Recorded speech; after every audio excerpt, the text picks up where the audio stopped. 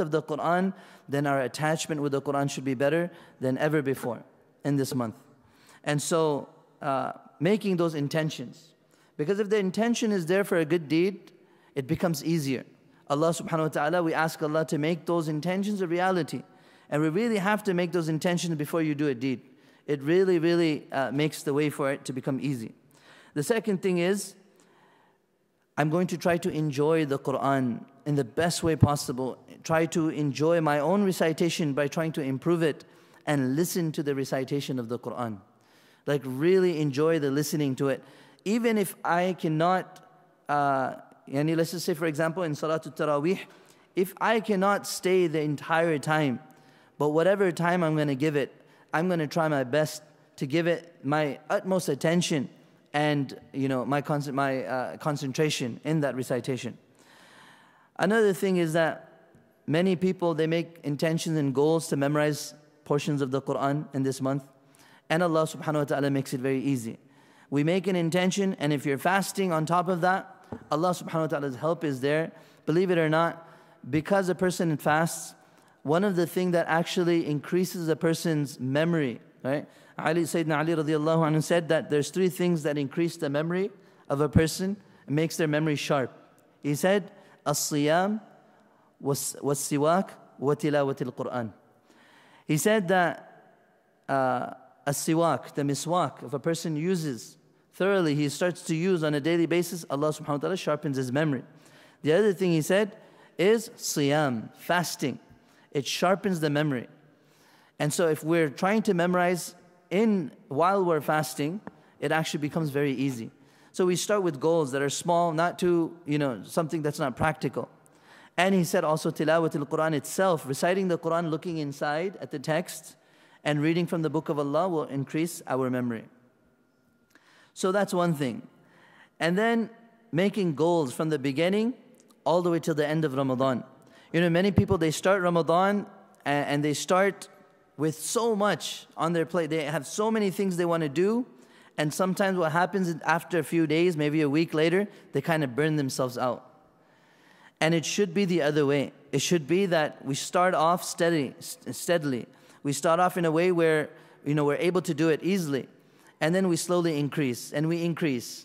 And as the days go by, we increase more and more, moderately, till the point where the third or the second half of Ramadan, and we go and we give it our best. As the Prophet ﷺ, especially in the last 10 nights, he would, not only himself make more an effort in ibadah and worship, but also encourage his family to get up in the nights and to stay awake in the nights in ibadah and worship. Another thing is that performing extra prayers. If this is the month that our nafil is equal to a fard, if this is the month where we're getting this much reward, then this should be the month where we spend extra time in our voluntary prayers. Remember, what's the benefit of that? Number one benefit is that if my nawafil are corrected, the nafil prayers, the extra involuntary prayers, not even the fard, not even the sunnah, the nafil prayers, if I can focus on those, the number one benefit, it will make my salah better. It will make my concentration, the devotion, the way I perform, it will make it better. Number two, it will protect my sunan. If a person can protect his nawafil, it will be easy for them to continue praying their sunnah. And if they can pray their sunnah, then the fard is definitely protected. Because the first thing the shaitan, he tries to do is try to attack us in our fara'id.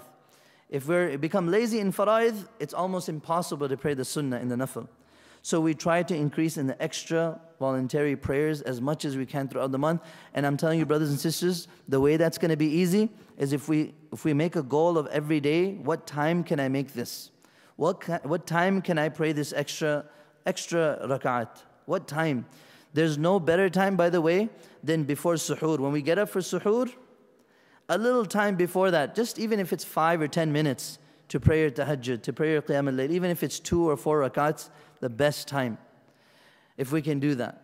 And one thing that really takes up all of our time, and one thing that's a do not in the month of Ramadan, and I'm going to say it, if we're fasting from food and drink and the halal, we should also fast from other things that are taking all of our time, like our social media. our phones, our, all the other things that are taking all of our time, if those things are utilized in the same way that are before Ramadan, it's going to be very hard to take out that time. Because if the one thing that those things are doing is taking up all of our time. And so I make intention this Ramadan that I'm going to try to keep away as much as I can and try to limit the time to the most so that I may have time to do these extra nawafil and I may have time to make dua. Just 2-3 more points and inshallah I will complete. Focusing on our character.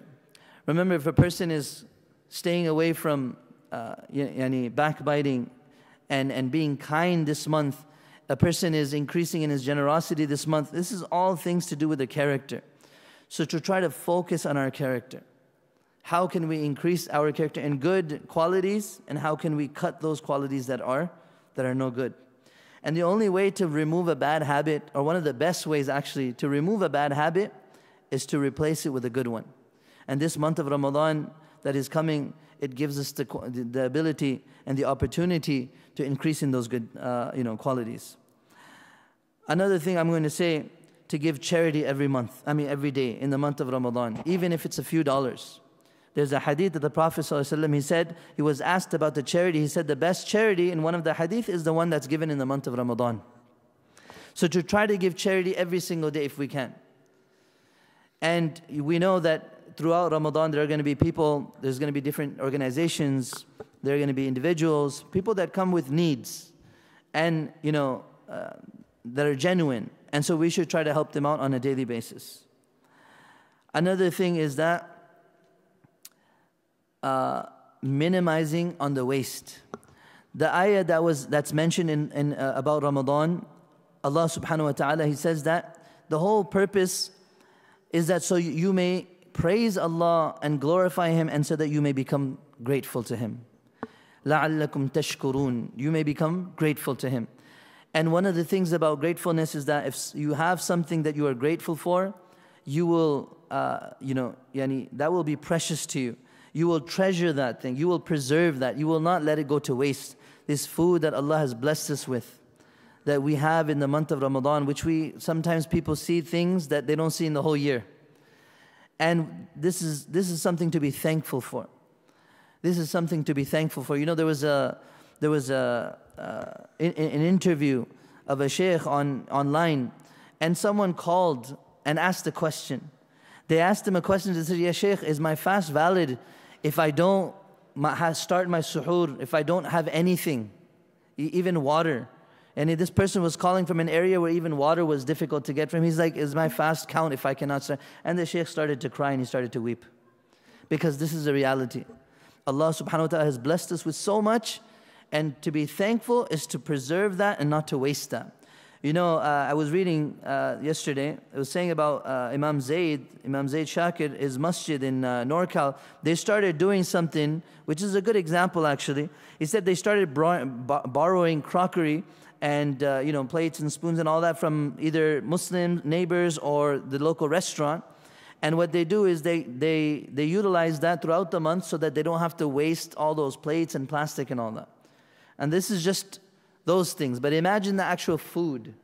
The actual food that we're getting, unfortunately, one of the times that most food is wasted is also in the month of Ramadan. That's something that we have to minimize. And the way we can do that, just, when we're take as much as you can and don't overdo it, because we want to be fresh, especially for the Salatul Taraweeh and for all of our other worship. If we overeat, that's obviously going to get us lazy and take us away from the worship. Another thing is that the whole purpose of this fast, the whole purpose is to make us conscious of Allah subhanahu wa ta'ala, that He is watching us, and that we can cut ourselves or get away as much as possible from the material things, and that we can get closer to Allah subhanahu wa ta'ala and His worship and make our connection with Him strong, right? And so for this, the ulama say, and I've heard this from countless scholars, that it is actually better to stay away from sins. It is better, it is in itself an ibadah, a worship, to stay away from sins, rather if a person cannot do more acts of goodness and worship. This in itself is a amalun salih. In itself is a righteous deed. To stay and to keep away from any type of sin. Of course, major sins, there's no question about it. If a person does major sins in the month of Ramadan, then the whole purpose of Ramadan is lost. And this person is very unfortunate. And we ask Allah subhanahu wa ta'ala to protect us from all types of major sins and minor sins. But especially the minor, and there's a list. If we can all check ourselves, and whenever we get a chance, let's check the major sins. Which things are categorized as the major sins, and also the minor sins. We look at it ourselves, and just ask ourselves, which of these sins, am I involved in, or something that I need an effort to protect myself? And for this month of Ramadan, we try in the best way possible to keep away from every sin that is possibly, humanly possibly, for us to keep ourselves away from. Once again, as I said in the beginning, these are precious moments. These are precious moments. Every moment is precious in the month of Ramadan. Allah subhanahu wa ta'ala is giving us a chance to get closer to Him. Allah subhanahu wa ta'ala is giving us a chance in every moment to get our sins forgiven. And therefore we should make that full effort to go strong and move forward in this month of Ramadan. The final thing I want to say is that to increase our dua.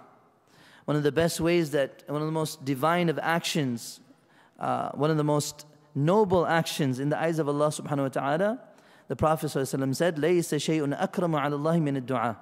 He said that nothing is more noble in the eyes of Allah subhanahu wa ta'ala than dua, than making dua to Allah. And this is the month of dua. This is the month of hope and mercy. This is the month that we need to increase ourselves in our du'as. Especially after those nawafil, especially after the extra voluntary prayers, we make those du'as, and this is a means of getting us closer to Allah subhanahu wa ta'ala. And remember, the more dua we make, the stronger our connection becomes. When you speak to somebody on a daily basis, you speak to someone all the time, you become closer to that person. You become closer, you know that person well. And that person, when you don't speak to him for even a little while, they start to miss you. And you start to notice they're missing. So when a person makes dua to Allah in their good times, in their affluent times, and they're always asking Allah and thanking Allah subhanahu wa ta'ala, then the time when it comes where this person is in trouble, or the time comes when this person is in need, his voice will be familiar. And Allah subhanahu wa ta'ala is always there, but Allah subhanahu wa ta'ala, especially at that time, will be with that person who is always making dua to him. So these are just some, inshallah, just some points for this month of Ramadan that is coming. I mean, there are many, many things, but in reality, it's the actions are more important than all of these things that are said. The actions are more important. I want to say that the month of Ramadan, once again, it's the month of Quran, and therefore, we don't want to make it that in the masjid we don't have any programs or anything like that in the Quran about, to improve in our Quran. So I myself, inshallah, this Ramadan, I'd like to give at least 1 hour a day for anybody in the community that wants any type of help with their Quran and their recitation, and fixing their tajweed, brushing up their qira'ah. If anybody needs help, inshallah, I'm going to give a time every single day here, and I intend to give between 5 and 6 o'clock. So I'm going to give that time again. I'll announce it between 5 and 6 o'clock every single day here in the month of Ramadan in the masjid. I'll be here and I'm going to devote my time. If anybody needs help, if I can help anyone, inshallah, I will be grateful. And may Allah subhanahu wa ta'ala give me the tawfiq as well to do that. So that's basically I wanted to say that. And may Allah subhanahu wa ta'ala make this Ramadan the best Ramadan that we have. May Allah subhanahu wa ta'ala make it a means of us getting closer to Allah. Inshallah, I'm going to give it up to Sheikh Jamil. He's going to talk about the fiqh and the other aspects of Ramadan. Jazakumullahu khairan. Assalamu alaikum.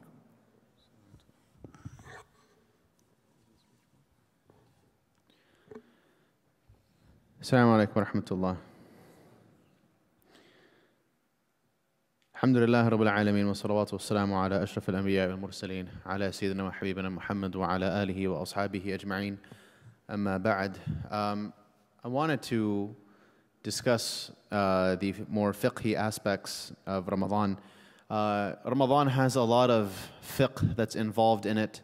Apart from the fiqh of fasting, you have the fiqh of zakah as well. You also have the fiqh of i'tikaf, the fiqh of the making up fast and things like that. So I have several questions that I can go ahead and answer, but I wanted to open the floor up for questions if anybody has them. And if we have time, then I can go through the questions that I have. So does anybody have anything? Yes. Is it okay to use eye drops? So eye drops, in a short answer, yes. Traditionally, as we covered in our fiqh class, for those of you that attend, and for those of you that don't attend, I highly suggest that you do attend. And we studied that traditionally there was an opinion followed by the 4 Imams that said anything that reaches one of the main cavities of the body. So a main cavity would be like the skull, the chest, the abdomen. Anything that would reach a main cavity, even if it was nutritious, of nutritional value or not, it would break the fast. So if anything, if eardrops somehow reached into the inside of your head, or eye drops or whatever would reach inside to your body, they even said that if I swallowed a pebble intentionally, even though it has no nutritionist value, it would break the fast. However, Shaykh al-Islam Ibn Taymiyyah and his student Ibn al-Qayyim and many other scholars after them gave a more nuanced opinion. And they said that if it reaches the inner cavity, it has to have the condition of nutritious value. So, for example, injections or eye drops or ear drops or anything like that, suppositories, if they don't have any nutritional value, then they are fine to use and they do not break the fast. But if you feel more inclined to follow the traditional opinion, ahlan wa sahlan. If you want to take the more contemporary, nuanced opinion, you are free to do so as well. You have reputable scholars that support both opinions, and Allah knows best. Yes, sir.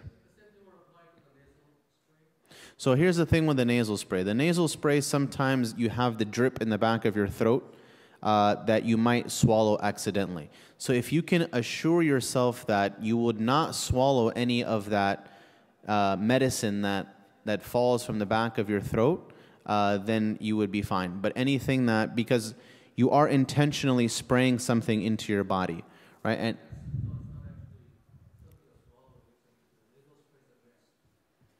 but sometimes it does build up, right? And it will trickle down the back of your throat. And if you do swallow that, then yes, it would break your fast. Yeah. Yes, sir. I'm sorry? Toothpaste. So the Prophet ﷺ told us that when a person is fasting, they should avoid doing madmada and istinshaq vigorously. Mubalagha. They shouldn't do mubalagha. Basically, when you make wudu and you rinse your mouth and you rinse your nose, that a person should not do these things vigorously. When we typically do them the other 11 months out of the year, we rinse our mouths very vigorously, we rinse our noses out very vigorously. But the Prophet ﷺ said specifically when a person is fasting in the month of Ramadan, they should avoid these things.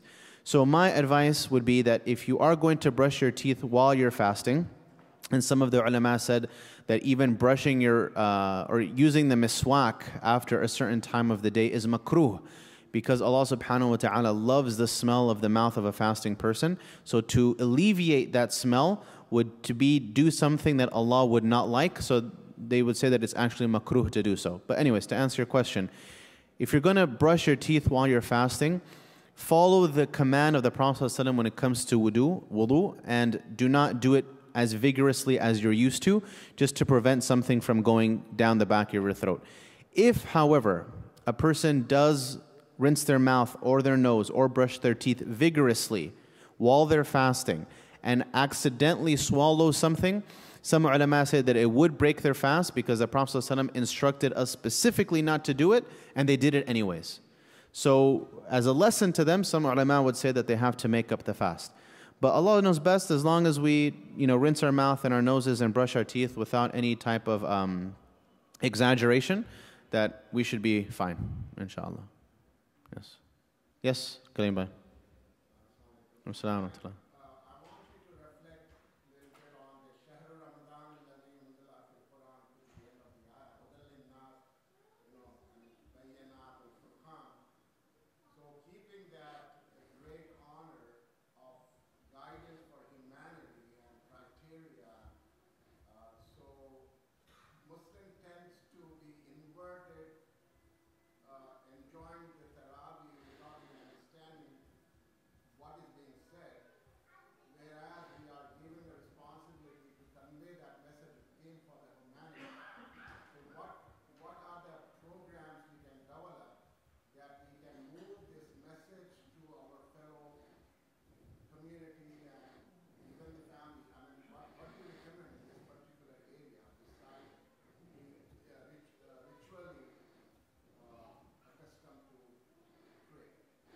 Is this a fiqh question?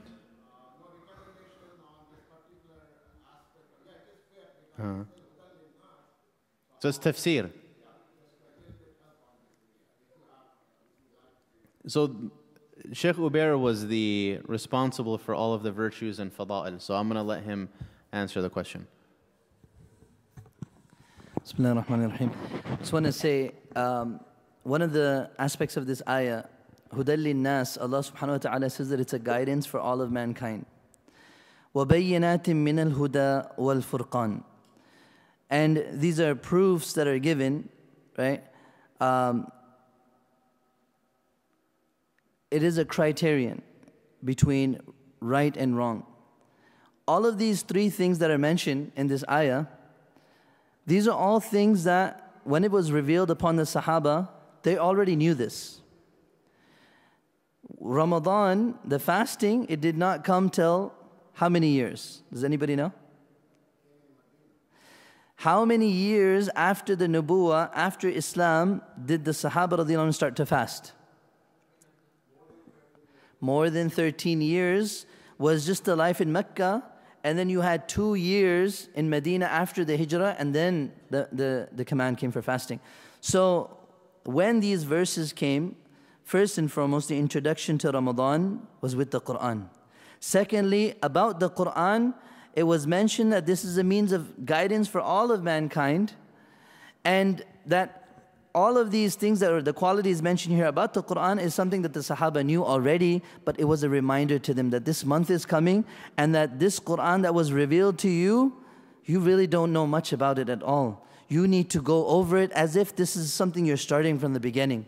This is a guidance for you. It will be a guidance for you every single time, and that the more and more you learn about it every year, you're going to learn something that you never knew before, right? And so the thing is, what you are saying is 100% correct, that we're listening to the Quran, but we don't really know what it means.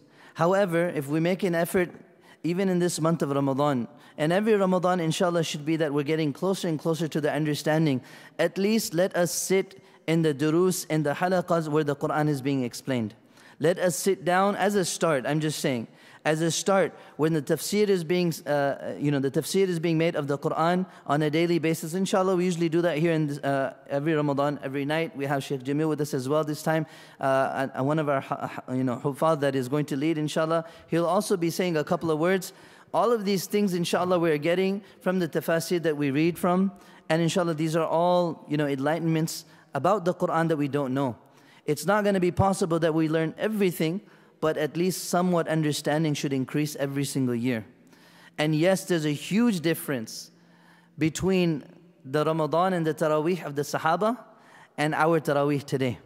The Sahaba, when they would be reciting or they'd be listening to the Quran, they would weep. They would listen to it and understand. They would just be hung up on some of the words, and just lost in that recitation.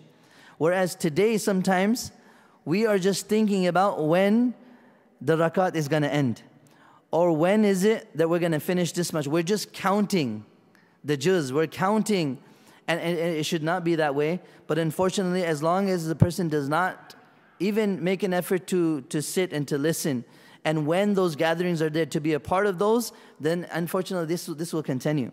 So it's a humble request to the entire community that when those opportunities come, especially in the nights of Ramadan, whether it's from here, whether it's from anywhere in your local masjid, if you're not from here, whichever local imam or scholar is there, and they're giving you this lesson or this tafsir or this small lesson from the Quran, let us take that and cherish it and put it in our lives, because it's going to give us a better understanding of the Quran. It's going to make us come closer to the Quran.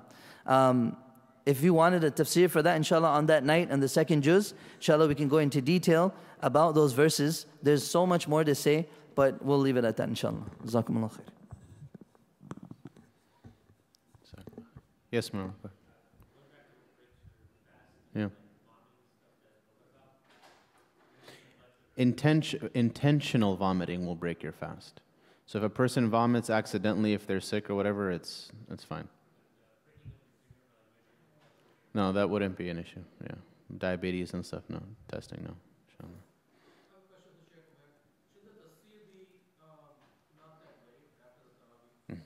Inshallah. The tafsir, the reason, right.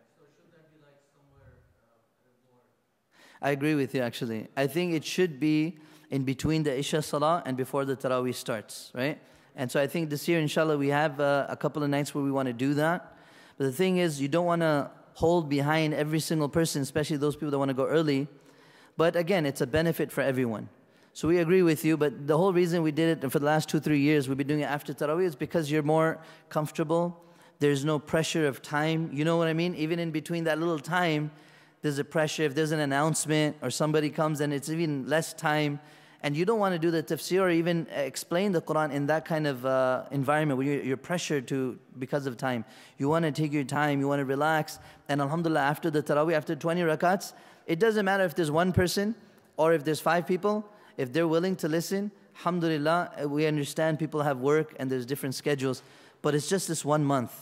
It's this 1 month of difficulty, but it makes a huge difference. So most of Ramadan, what we're still going to do is we'll have the 10-15 minutes, maybe 15-20 minutes after. MashaAllah, there's almost 3 or 4 sufuf. There's quite a few people that sit and actually listen. We'd like to do that, and some nights, inshallah, we'll do it before the Isha Salah. Correct. Inshallah, we'll try to do that as well as we can. Between dinner time, that's a difficult time. That's going to be very hard. I just had one thing to say about the toothbrushing as well. Some ulama also say that if you are of the opinion that you should not use the toothbrush at all and stay away, then the question comes, what about our taking care of our breath? They're given a tip also that after you're done your suhoor, after you've brushed in the suhoor time, after you're done eating, then to chew on cardamom. And this is actually very beneficial, believe it or not. Cardamom, it makes your breath nice. I mean, if you're going to go to sleep, of course, you're probably asking what's the point. But cardamom not only helps your breath, but it also helps your voice. It really increases, it helps you in your voice as well. Our teachers, the Qurra there in Canada, they used to advise us to chew on this. It would be a little bitter in the beginning, but later on it's really good. And it's really good for your breath, and it's good for your voice as well. So try that sometime. Inshallah, let's see how it turns out.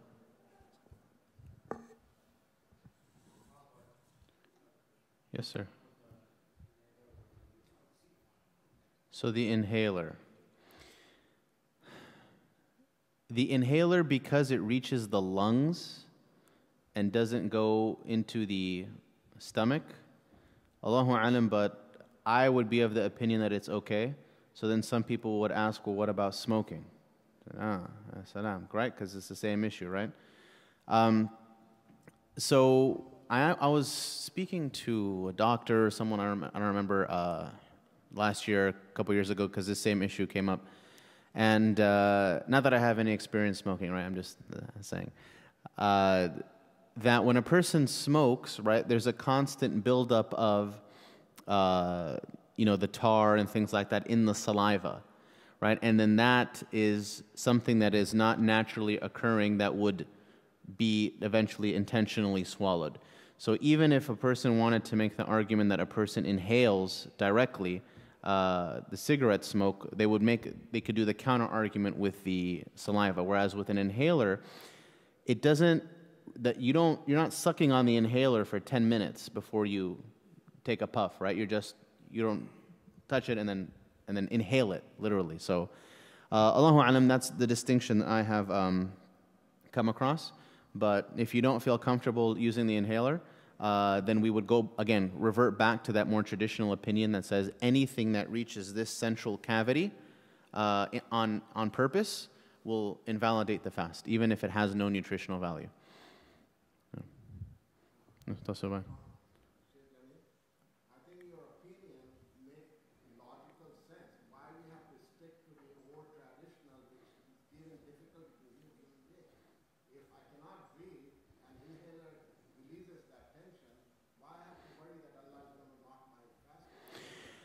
Because remember that, you see, here's something that one of my teachers taught me in Medina. They told me that كاد أن يخرج الحق من الأئمة الأربعة. That truth very rarely will escape the four Imams. When the four Imams agree upon something, very rarely will you find that the correct opinion is outside of the four of them. And even if they disagree on something, very rarely will you find the truth to be absent from one of these four individuals, from how much knowledge and barakah that Allah subhanahu wa ta'ala put in them. All four of them agree that anything that reaches this central cavity on purpose, regardless of what role it has, that it will invalidate the fast. Some people prefer to have more taqwa, more wara'. They prefer to do things to be precautionary in their approach to fasting. And we should empower them by telling them that this is a safer and more traditional opinion. However, there are other people that need to take insulin shots in the middle of the day. I'm not going to tell them that they have the ability, other than this, you have the ability to fast, but because you have to take the shot, then you have to make up or pay fidyah for the 30 days. And they have the ability otherwise to fast. So the thing is that, look, when it comes to fiqh, and this is, hopefully everybody can benefit from this answer, we have to remember that fiqh all comes from the same source, right? Fiqh did not, Abu Hanifa didn't get his fiqh from another planet, or Imam al-Shafi'i didn't get his fiqh from another planet. All the fiqh came from the Prophet ﷺ. These different madhahib and these different opinions are like the different branches on a tree. And these opinions are like the fruits on this tree. If we go up to the tree, we see a fruit that we like, we pick it and we eat it. And if we don't like another fruit, we leave it. Maybe somebody else likes that fruit. But at the same time, we don't go about saying, only my fruit is right and the other person's fruit is incorrect. Because they all come from the same source. So as long as we're operating in this circle of قال رسول الله صلى الله عليه وسلم, that the Prophet of Allah said this, or Allah said this, that's fine. So we, again, not that I kind of went on a tangent, but let us try to be of the opinion, especially in Ramadan, not to, beat up on people because they follow a different fiqh opinion than I do, right? So, anyways, Jazakallah khair. Muntasir bhai? Sure. And you came in and Tarawih has already started. So can you Jazakallah khair, can you join the Tarawih and make up the 2 rak'ah of fard? Is that an option? The Hanafi madhab says that you are not allowed to pray a fard behind an imam who is mutanaffil, who is praying a nafil prayer. So if you are an adherent to the Hanafi madhab, then I would tell you to pray your fard independently and then join the imam for tarawih when you're done.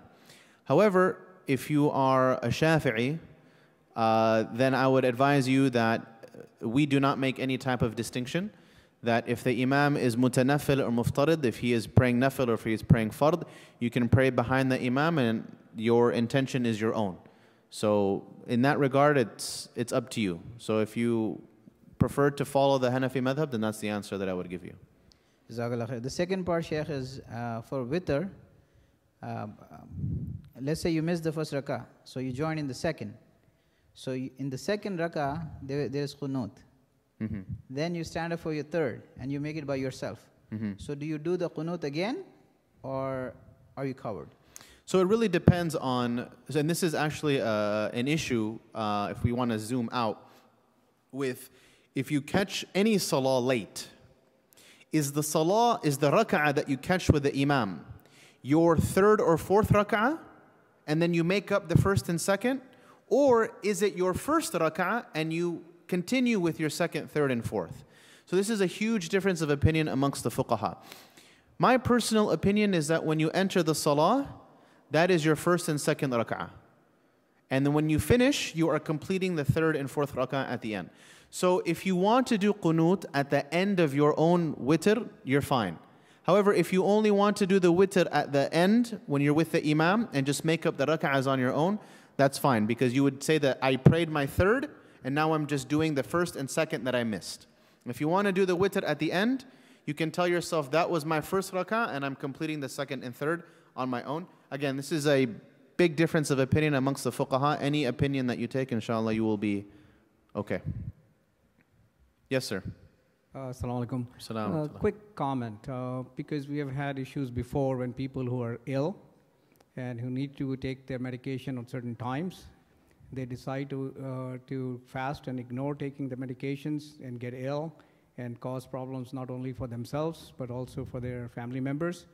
We have had issues where I know personally people have ended up being in the hospital by not taking the medications, either because they are asthmatic, not taking their proper inhalers, or being diabetic, or things like that. So Allah subhanahu wa ta'ala has given us, that you can not fast and pay fidya and have exceptions for that, people who are ill, but some people are very obstinate and want to fast anyway, but cause issues for the family members. Right. So what's your opinion on that? I would feel shy to tell someone who is my elder to not fast. And I think some of our elders in the community, if you were to tell them not to fast, they would say, well, who are you to tell me not to fast? I've been fasting for 60, 70 years. All of a sudden you're going to tell me not to fast? I'm fine, right? And then you can't really do anything about that. But for the elders that are here who do suffer from diabetes or some type of other illness that requires you to break your fast on occasion, there is absolutely nothing haram about admitting that to yourself that you can't do something. Allah subhanahu wa ta'ala says in the Quran that we should not lead ourselves ila tahluka, to killing ourselves. So if you are putting yourself at risk for bigger complications, you could make the argument that you're actually doing something haram by putting yourself in that situation. So we are remember, when it comes to the overarching principles of the Sharia, the maqasid of the Sharia, we have preservation of deen, and then we have preservation of the individual. People think that if I'm not fasting, then I'm not preserving the deen. And my nafs, the preservation of the soul, comes secondary to the preservation of the deen. However, the deen is not being lost. You are actually preserving the deen by paying the fidya or by doing qada later on. But you're not preserving the nafs by increasing your blood pressure or by increasing your sugars to a point where it's going to cause you big time problems after Ramadan. If you are a stubborn individual, my personal advice to you would be to consider paying the fidya, or consider, if you really want to fast, but if you need to break your fast, there's nothing wrong with that. You can do the qada later on if you feel up for it in December, or you can pay the fidya later on. But you should not, and here's the other thing, is that you're not only doing yourself harm, you're doing your family members harm as well, because they're the ones that have to take care of you, that have to take you to the doctor's office, that have to do all of these, they have to compensate for everything that you did. So be a little bit more, I'm not speaking to anybody in particular, but be a little bit more considerate of those around you as well when it comes to making these types of decisions, because our decisions, especially when we get older, have a lot of impact on the people around us, especially our caretakers. How about dialysis during fasting? So I'm not a doctor. Perhaps Dr. Khaitar can correct me if I'm wrong. Dialysis, as far as I know, does not provide, again, any nutritional value to the body. Is that correct? Any doctors here? So there's no nutritional value. Or is there? There's no nutritional value. Okay. So again, this is a general rule of thumb. So if you need to take, apart from taking pills orally, okay, so when it comes to injections or suppositories or dialysis or injections or anything like that, as long as it doesn't have any nutritional value, you can take it, inshallah, and it won't be an issue. Again, but if you are a little bit more conservative, you want to be on the safe side, then I would avoid it entirely. Yes, sir.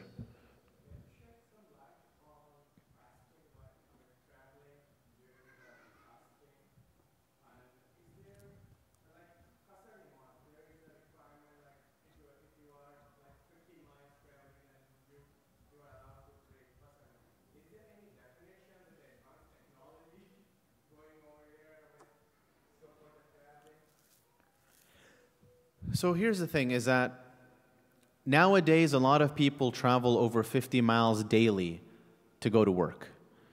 Technically, they have reached the limit of safar, of traveling. But we wouldn't consider them a traveler, right? So my personal application of this rule is that if I go beyond 50 miles and culturally I am considered a traveler, or I consider myself a traveler, right? If I went to San Diego for the day, it's beyond the 50 miles, and I would consider myself a traveler. If that's the case, then you are allowed to break your fast and do qasr and shorten your prayers and all of these different things. However, if I travel 60 miles a day to work every day, and it becomes part of my custom, then you're not considered a traveler anymore, even though you've met that definition. So we are looking more at a combination between what is culturally considered travel and a combination of what is the minimum mileage needed to be considered a traveler.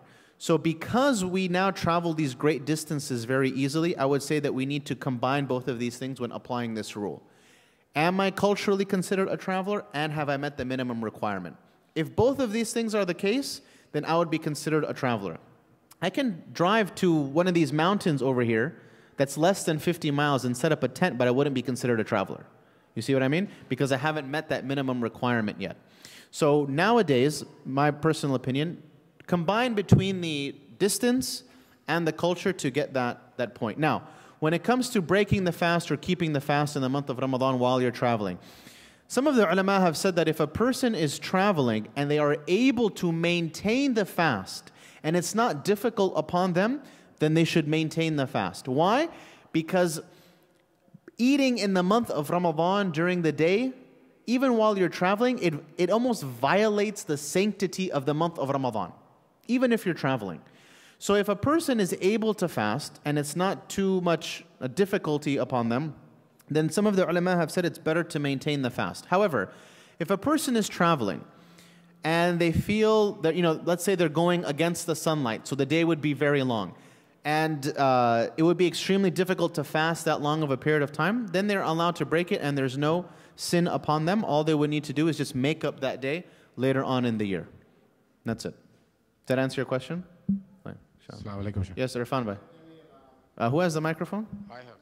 And I got a question too. Okay, go ahead. I have two questions. First of all, thank you for being here, answering the tough questions. Alhamdulillah, I work here. Yes, I'm here. Answering the tough question with the mics. May Allah bless you. I have one question about the children. Sure. The minimum age that parents should be forcing children to start fasting and actually enforcing it. Yeah. And the second question I have is, I've seen, it's just a comment on it, where people are into going to different masajid to follow along the different qaris that we have in different masajid, and perhaps driving and traveling and in search of perhaps they get better connection or other reasons. So what's your comment on that, please? Great. So when it comes to children fasting, there's no hadith that mentions specifically ordering or commanding the children to fast at a particular age. So what the scholars have done is they've applied the ruling of salah to the ruling of fasting. What is the ruling of salah? The Prophet ﷺ said, command your children to pray at the age of 7 and discipline them at the age of 10 if they are not praying. So some of the ulama have said the same ruling is going to apply to fasting. Command them to fast at the age of 7, and then if they're not fasting by the age of 10, you need to discipline them and enforce them to fast. So that was the first question. The second question is, listen, you are not obligated to stay at any one masjid for the entire month of Ramadan. I'm sure Ayaz Bhai would love for you to stay in one masjid, so all of your donations come to this masjid, but you are not obligated to stay at this masjid. Whatever is going to connect you to the book of Allah better, then you need to do that. If that means praying Taraweeh at your home, with your family on your own, if that's going to help you connect to the book of Allah and Allah subhanahu wa ta'ala in the month of Ramadan, then that's what you need to do. So if that means coming here and listening to our beautiful Sheikh Ubair, or if that means going to Garden Grove or Amr al-Faruq or praying at your own house, then whatever you need to do, there's no restrictions. Because remember, يَجُوزُ فِي النَّفْلِ مَا لَا يَجُوزُ فِي الْفَرْضِ. You're allowed to do in the nafil prayer what you're not allowed to do in the fard prayer. This is a nafil prayer at the end of the day, despite what some people might say. So you're allowed to do in the nafil prayer a lot more than you're allowed to do in the fard prayer. So whatever is going to assist you in that connection to Allah, then go ahead and do it. Yes, sir, Fanbhai.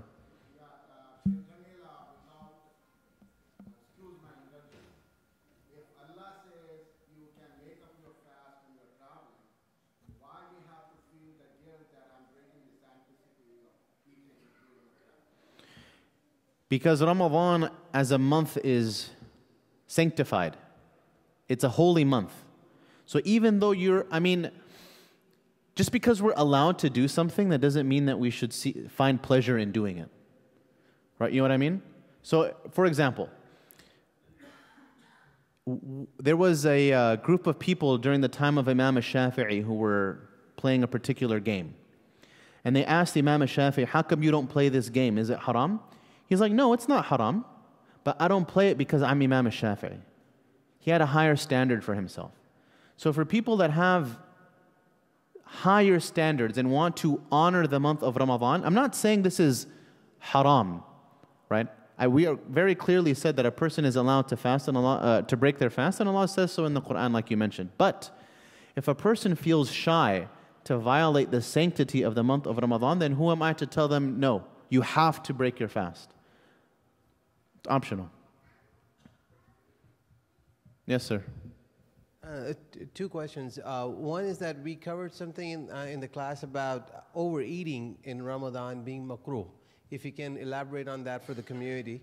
And the second question is that if someone prays 8 rakat or 20 rakat, I mean, they both are okay according to different scholars, if you can correct me on that. So if someone prays 20 and look down at the people who are praying 8, what would you say about that attitude?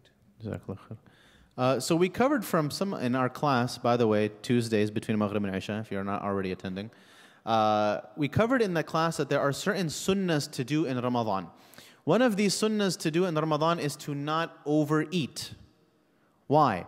Because overeat leads a person to be lazy.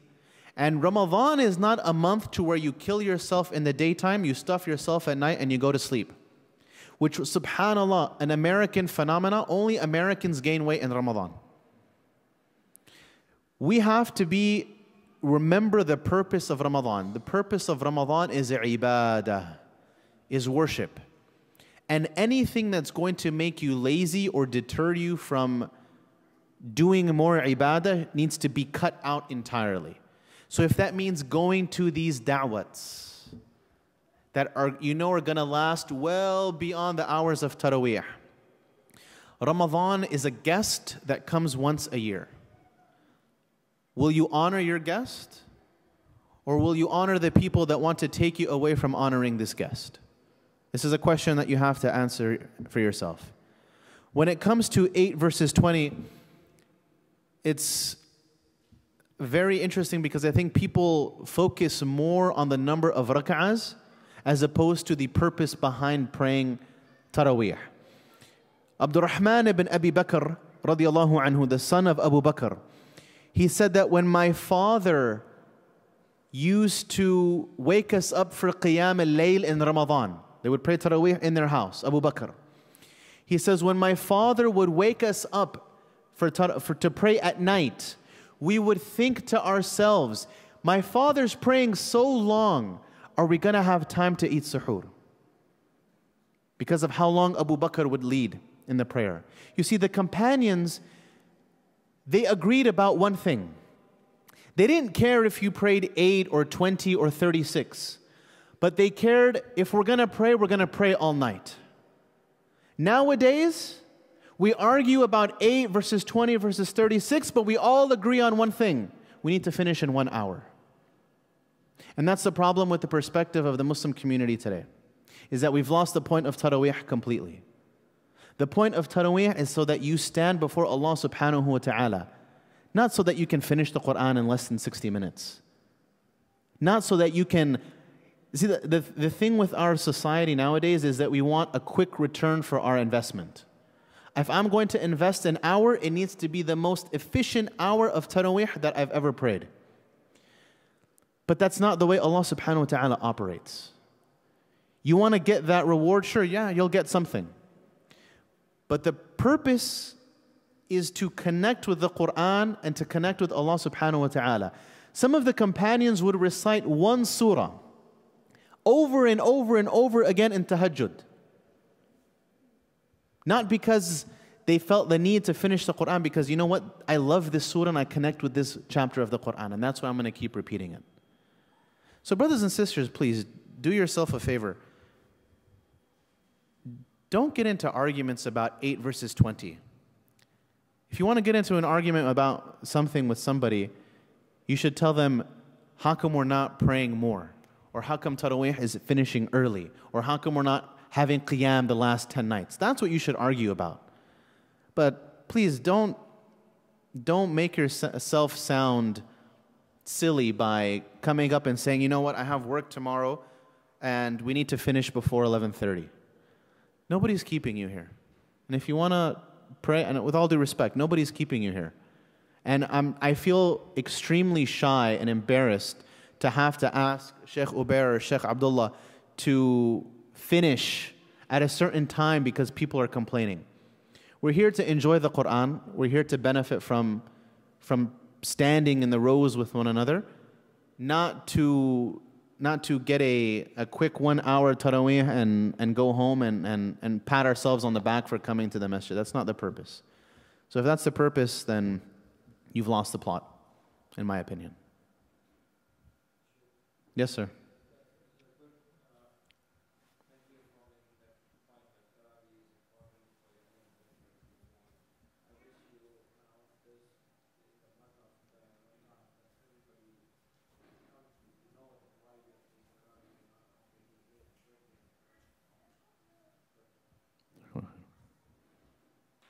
Any other question? Yes, sir. Yes.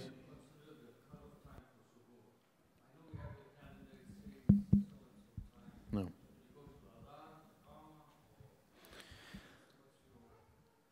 So we were actually discussing this internally amongst some of the Imams here in Southern California. The thing with the entering of the time of Fajr is that some people will say it's 18 degrees, some say 17 and a half, some say 16, some say 15. But the fact of the matter is that the degrees change almost every day, in every season. So we can't say 15 degrees year-round is the time of Fajr, or 17 degrees year-round is the time of Fajr. It doesn't work like that. Astronomically, it doesn't work like that. I mean, back in the day, they would have people standing on the minarets looking at the dawn, and when they would see it, they would call adhan. They weren't making these calculations, right? So for us, when we come to the masjid and pray Fajr, we're sure that it's Fajr time because we can see. But the thing is that calculating when Fajr enters for a person to stop eating, that's more complicated. We mentioned on the Ramadan calendar to abstain from eating about 5 minutes before. And this is a very lenient opinion. If a person wants to be very conservative in this regard and they want to go above and beyond what is required, then I would suggest stop eating at 18 degrees, which is probably closer to 40 minutes before the time of Fajr on the calendar, which some people are still asleep 40 minutes before the time of the calendar on Fajr. So for the sake of making it easy, just follow the calendar. Don't try not to eat more than... Oh, thank you for reminding me. Jazakallah khairah. This is a very common mistake, very common, and I want to clarify it right now. You are not allowed to eat while the adhan is going off. A lot of people think that the adhan is going off, let me get this last sip of water in before the adhan finishes. It doesn't work like that. Number one, because you don't have any guarantee that the adhan was being called when Fajr came in exactly. That's number one. Number two is that the mu'adhin is not allowed to start the adhan until the time of Fajr entered anyway.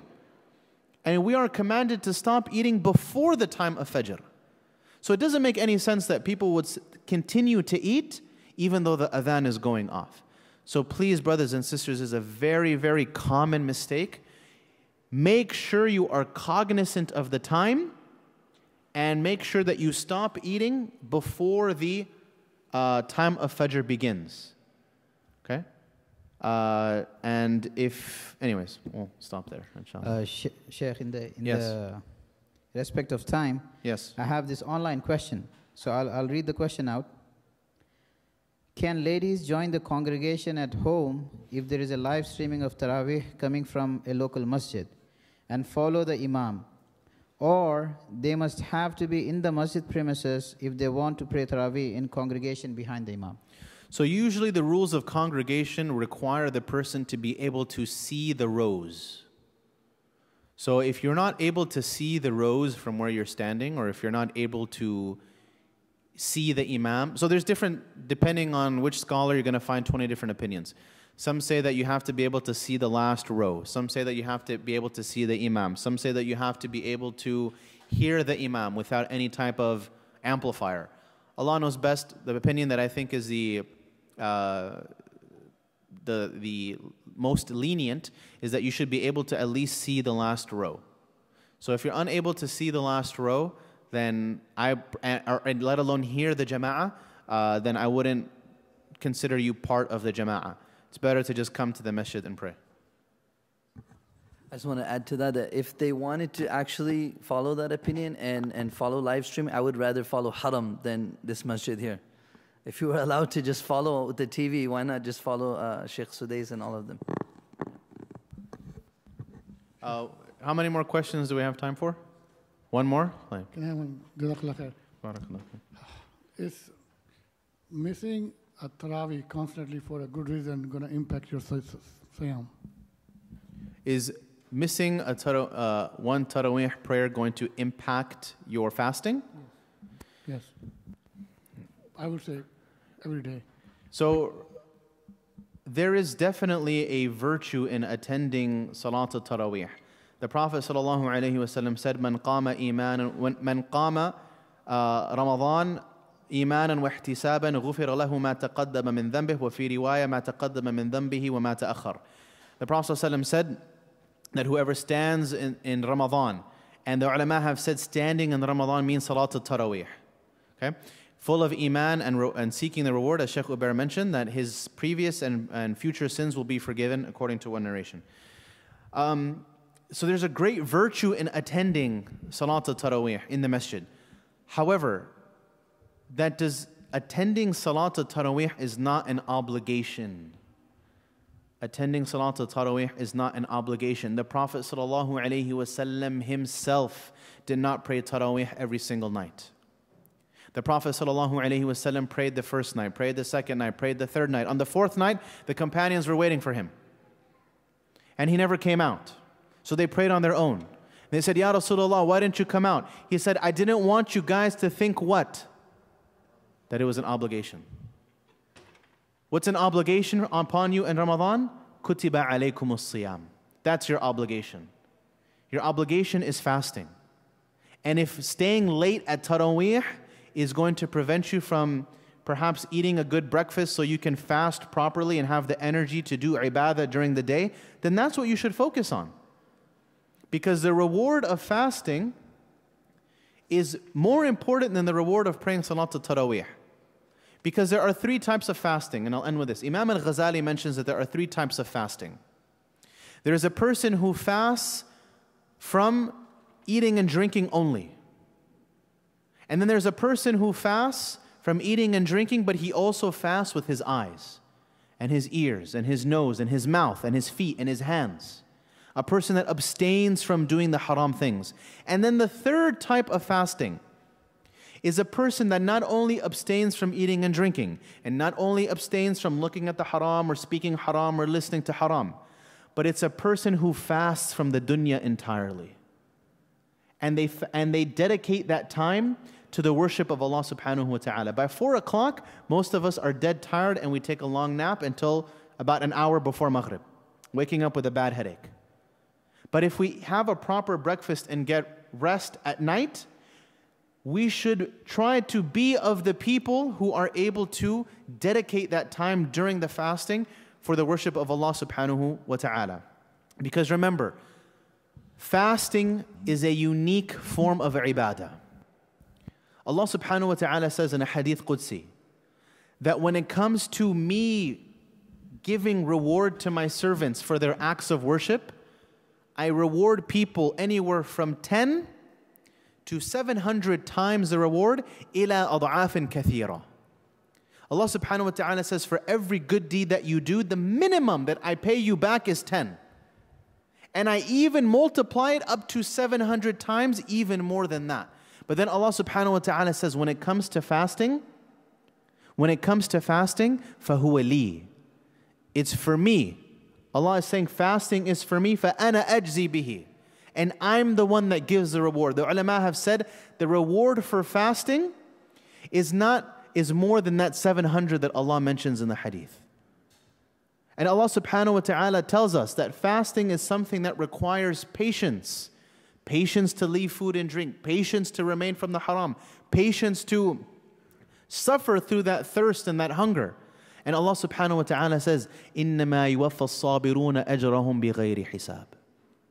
That the people that are patient, there's no limit to the reward that they get. And fasting is the epitome of patience. So if you have the ability, and if it requires you to leave a little bit early so that you can get proper rest at night, so that you can have a fully productive fast, that is more important than killing yourself, going to sleep at night, and then not being able to benefit during the day. And Allah subhanahu wa ta'ala knows best. So Sheikh Ubair and I will be here after Salah. If Shaji Sahib can call Adhan, and Sheikh Abdullah, Jazakallah khair for coming. Abdullah Arif, for those of you that are unfamiliar, will be the tag team duo with Sheikh Ubair for Ramadan. Inshallah, leading Taraweeh. We asked Abdullah to come and lead Salat al-Isha for us tonight so that everybody can get the opportunity to meet him beforehand.